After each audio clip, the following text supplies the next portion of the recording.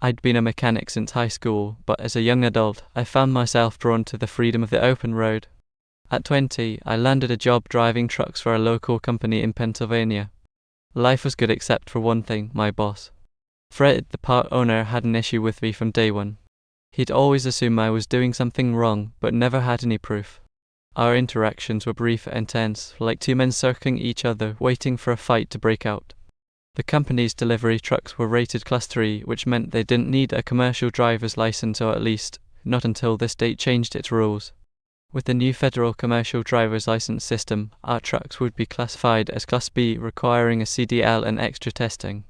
I was stuck. The deadline loomed: 3 months to get my CDL, or I'd lose my job. My manager, John, seemed sympathetic, but when I asked if the company would cover the cost of getting my license, he shrugged. "Don't know." That's all he said. I knew I couldn't afford a truck driving school, so I had to find another way.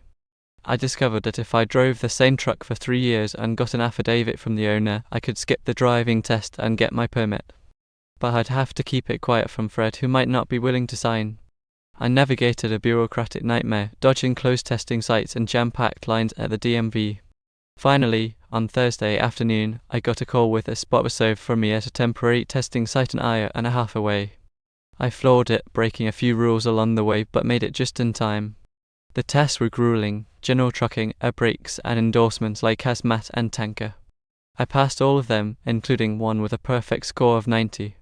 My lowest mark was an 87. With my CDL secured, I got another pay raise and about 25 hours of overtime to boot.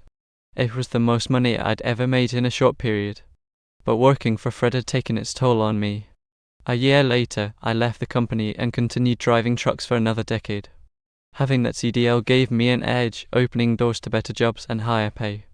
But that's not the story of getting my CDL. It's about finding a way to succeed in a system stacked against you. It was a fight, but I won, and that changed everything.